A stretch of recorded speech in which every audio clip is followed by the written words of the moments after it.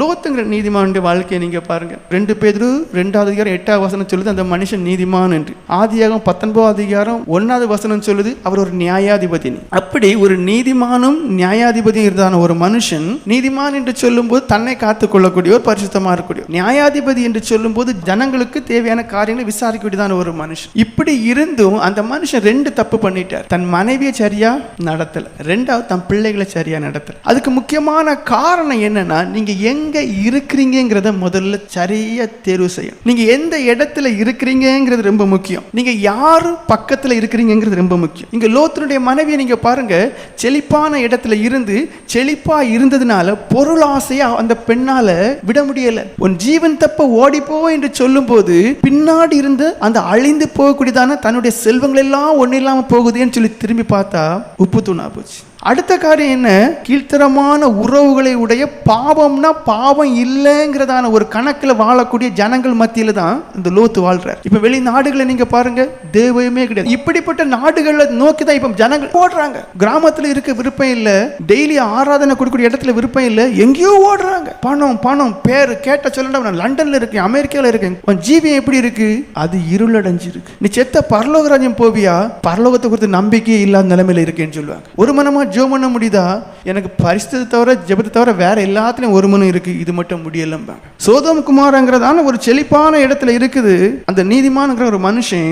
ஆனா என்ன ஆகுது பாருங்க, மனைவி இழக்க வேண்டிய சூழல். பாவங்கள் பெருகி இருக்கக்கூடிய இடத்துல அந்த மனுஷன் இருக்கிறான். பிறகு தன் பிள்ளைகளை கூடி தனியா போகும்போது அந்த இடத்துல இருந்த பாவத்தின் வாசனை, பாவத்தின் செயல்களை அந்த பிள்ளைங்க கண்ணார கண்டதுனால, காதார கேட்டதுனால தப்பு பண்ணுது. இது எங்கிருந்து அந்த பிள்ளைங்க கற்றுக்கிட்டாங்க, சுற்றுப்புறம். இப்ப எல்லாருக்குமே நோக்கம் எப்படி, ஐஏஎஸ் ஆகணும், ஐபிஎஸ் ஆகணும். நரகத்துல எல்லாம் அங்க டிபார்ட்மெண்ட் கிடையாது. ஐஏஎஸ் ஆபீசர், ஐபிஎஸ் ஆபீசர், அங்க புழுக்கள்ங்கிற டிபார்ட்மெண்ட் இருக்கும், புகைங்கிற டிபார்ட்மெண்ட் இருக்கும், தீங்கிற டிபார்ட்மெண்ட் இருக்கும். அது பாட்டு அதுக்கு வேலை செய்யிட்டே இருக்கும். உங்களுக்கு ஒரே ஒரு வேலை தான், படுக்க முடியாது, நிக்க முடியாது, ஓடிட்டே இருப்பீங்க. அந்த துக்க வஸ்திரத்துல அந்த புழுக்கள் நெளியும் போது, அந்த தீயினுடைய தாக்கம் அதிகமா இருக்கும் போது அந்த மனுஷனால பல்ல கடிச்சிட்டு வரைக்கும் ஒரு இடத்துல நிக்க முடியாது.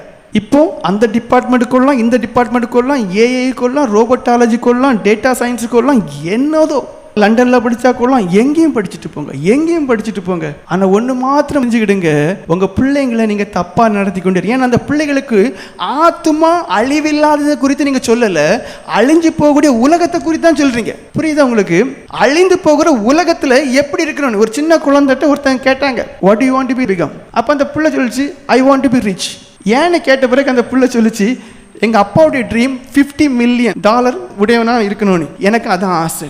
அப்போ நீங்க எப்படியோ அப்படிதான் உங்க பிள்ளைங்க இருப்பாங்க. பணம் பணம், வேதம் தெளிவா சொல்லுது, பணம் ஒருபோதும் ஒரு மனுஷனை திருப்திப்படுத்த போறதே கிடையாது. அப்போ முக்கியமா என்ன பண்ணணும், பரிசுத்தமா இருக்கணும், ரட்சிக்கப்படணும். அப்படி உங்க பிள்ளைங்களை வழி நடத்துறீங்களான்னு பாருங்க, இருக்க. அப்போ உங்களுடைய பிள்ளைகளுக்கு நீங்க தான் முன்மாதிரியா இருக்கணும். சின்ன வயசுலயே சொல்லி கொடுக்குறீங்க, அப்படி ஆகணும் இப்படி ஆகணும்னு. ஆனா சொல்லி கொடுக்க மறந்துட்டீங்க. எதையும் அனுபவிச்சாலும், எதையும் நீங்க சம்பாதிச்சாலும் ஆத்மாங்கிற ஒண்ணு இருக்கு. உலகங்கிற வாழ்க்கையை விட்டு நீங்க மறுபடியும் என்ன ஆகணும், 2 காரியத்துல ஏதாவது ஒண்ணு சூஸ் பண்ணி தான் ஆகணும், பரலோகம் நரகம்.